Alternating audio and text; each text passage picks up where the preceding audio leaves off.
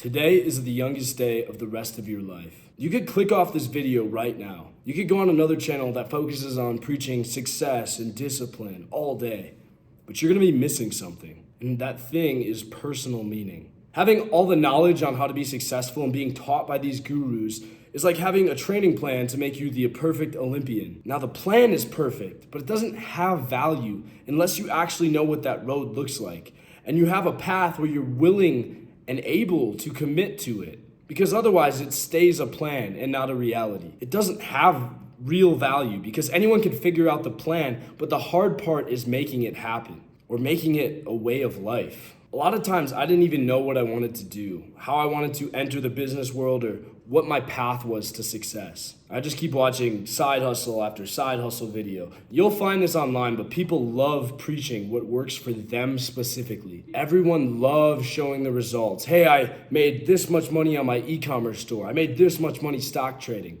But most people are terrified of discussing the reality of the journey. Oh, it's gonna be hard. No shit. But how hard? What does that day-to-day look like? What are the emotions, the thoughts that go through your head to try to make it to the end zone? Most people know the steps and could easily recite them to you about how to make money with a business. But they don't know that when they're in the game and when they have the helmet on and they're ready to suit up, what it feels like to actually be making the moves, spending the money, and investing your time and resources to make that happen. What are those emotions you have to overcome that everyone does? Because some people might just think they're failing when they're actually on the perfect path to success. So what does that look like?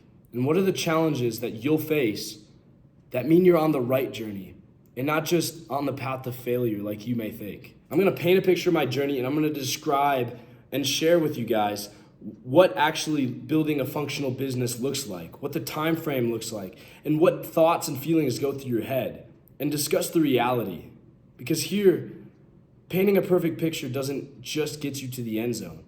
There has to be a reality component as well. First, let's start with the obvious. Yes, it's hard work, and yes, you won't get anything by just winning the lottery or getting a lucky break. It's very rare, and I wouldn't even count that as an option. The social media and misinformation as well as disinformation is crazy. Check out my video previously to understand how that actually affects you. But I will say that most of the influencers that are showing off their results online do own successful businesses. A lot of them just like to inflate how easy the journey is to get them so that you will be willing to invest your time into the next big thing where they can sell you their course or their idea or make money off you. Most people lie because it's easier and it serves them best to get your business in their influencer sphere. Most people don't want to actually discuss what the true progress looks like because they're either ashamed of how long it took them to get there for some broken reason, or they just want to sell you on the idea that they can teach you something easily. But I'm not here to do that today. I'm going to talk about my journey with my brand Daredevil and how I took this company to the point where it is at today. 4 years ago, I took not only a semester, but an entire year off from college during the COVID times. The pandemic was just starting to increase and a lot of people had the option to go home. But at that time, my dad got terrible news. He was going to have not one, but 2 open heart surgeries. They were going to put him unconscious on the table and complete a life-challenging operation on his heart. I needed to be home to take care of my family and help my mother and father out. So I went home. I didn't do anything related to school. I worked a job at the same place my father works, 12-hour shifts, 6 p.m. to 6 a.m., long, hard work, where I would eventually get a lot of cash saved up, but also just feel the pain of what it takes to work a hard labor job that separates the people that go to college. I was in a relationship at the time, and it was good. It had a lot of rocky moments, but for the most part, I felt good. While I was working one night at about 2 or 3 in the morning during that night shift, I got an idea. I said, hey, I'm starting to make and save a lot of cash because I don't have anything to spend it on. I'm staying at home. What can I do with this? And I've always been interested in e-commerce and building businesses online. So I said, what if I actually had the idea of, instead of just drop shipping clothing, which was my thing back in high school, what if I actually made my own brand and custom printed and custom designed the clothing from scratch? The only other thing I did at the time other than working and spending time with my family was working out. So I wanted to do something related to that where I could bring in the people that I was meeting at the gym at the time that were basically my only friends at the moment. So I decided to come up with the idea for the name Daredevil. And I figured it would be a gym wear brand because being a daredevil means doing something that most people don't want to do. It means pushing your limits. And I said, this could also represent the gym as well because to do something or set a new PR for yourself makes you a personal daredevil to do what hasn't been done in the past, especially for yourself. And I ran with that idea. The next day I woke up at probably 2 or 3 p.m. after sleeping a little bit, and I got online and started building the business I wanted to build. I had to figure out everything, and it was hard. And a lot of times I just wanted to go to my girlfriend's house and spend time with her. But one day we got in a terrible fight. My girlfriend at the time and I broke up. I didn't want to deal with the drama that was involved with that, and I decided to take some time for myself. The fallout from the fight put me in a dark spot, and I needed something to take my mind off it. So that time, instead of hanging out and doing things in the relationship, I just invested more and more into growing this Daredevil business.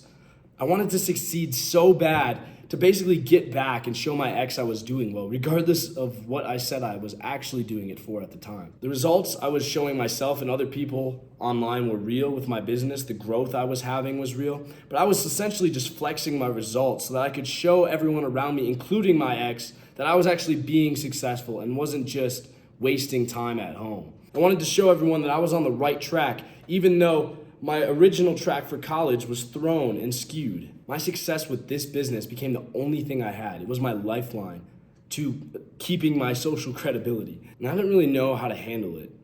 So I let others essentially decide it for me. I became really dependent on my results. Everything I had to do was related to this brand, and every motion I took online was there to show other people that I was making actions happen. And eventually that interest and the dedication started paying off because people around me in my community started buying from me. And I was getting orders online and things were actually starting to pick up. And at the end of the next summer, I went back to school and I got busy and I forgot about the business for a bit. And honestly, going back to college just felt great. I could live the college student life, had less stress about worrying on building my own brand and my own image and being this entrepreneur because I had to, and I could just be back in the student mindset I was always in. And for a while then, the business kind of went stagnant. I was paying my fees to keep my business operational, but my sales were drastically dropping off. And the hype from the people back home died off because I just didn't feel like I had to prove anything to them anymore because I was back in school and on my grind. A few months into the school year, around November, I started getting really frustrated. People around me were asking me how the business was, and I didn't really know what to say because I hadn't been doing much on it. So I said, things are good, we're continuing to push forward, even though I really wasn't giving it my best effort. I was tired of not being able to keep that status of the entrepreneur and the guy that was making shit happen. More importantly, in my head, I was worried about people saying, oh, Caleb, he fell off. He's not being that guy anymore. He said he had all these visions, but he doesn't actually want to achieve them anymore because I haven't heard anything from him online. So I reopened my store. I started fresh, came up with a new idea for the website, and showed everyone that this time off was really just a revamp. And I kept working on it daily. I set aside a couple hours each day to put in the work, and eventually I started getting those sales back and the traction back. And now people at school as well as back home believed and actually saw the impact of my brand. But it had now been over a year since the brand had existed between my time back home and my time in school. And I was starting to get shiny object syndrome. Around this time, this was the last bull market for crypto and investing in the stock market. So I really started getting into stock trading, especially with the money I was making with my business. And all of a sudden, my attention got split in half because it was half dedicated toward investing and half the business that I continued to want to grow. And so I started seeing the sales go back down again. And I couldn't figure out for the love of me why I couldn't do both. The problem is when you're already a student or when you're already working a job and trying to succeed at a business at the same time, you don't realize that your brain is a muscle and it can't keep doing bicep curls all day. At some point it will get tired. So the thing you do set your time to and your energy, for me that was school during the day, when I clocked out, my effort was only limited and then split in half between the two things I had left. So the results I was getting with each of those individual side hustles was significantly less because school was already taking the majority of my time and energy away from me. So especially if you are working a job or trying to make it, you have to pick one thing. Shiny object syndrome is dangerous nowadays because social media keeps giving you new ideas for new side hustles and you want to keep pivoting. What I've noticed with myself and other people is it's kind of a rocky road, right? You start on the upscale when you're first building your business. You're excited, the energy's high. And then you fall off because things don't necessarily go your way. The sales drop off. You maybe aren't even getting sales, so your energy runs out. And then maybe if you keep putting in the work, you'll start getting those results back again, and things will start working out in your favor. But over time, it gets harder and harder to stay locked in. And every time your business drops off for a bit, you want to quit more because it hasn't continued to work for you. And maybe there's a better idea. And maybe this business just doesn't work the best for my personality because I'm not seeing consistent results like everyone else that's bragging online. But I want to tell you, I was there. I believe that. And I decided to not care. I said, everyone believes in me on this journey. People are asking how my brand is. I want to show them that I actually am still that person. I want to do it for myself because I believe that I can be this person. And so I said, it doesn't really matter if there's other opportunities available. I'm going to put off the trading. I'm going to put off other e-commerce ideas, other side hustle businesses, and I'm going to just focus on Daredevil for as long as I can. And all my friends are like, yo, you should get into this hustle. You should do this. You should do this. And I said, nope.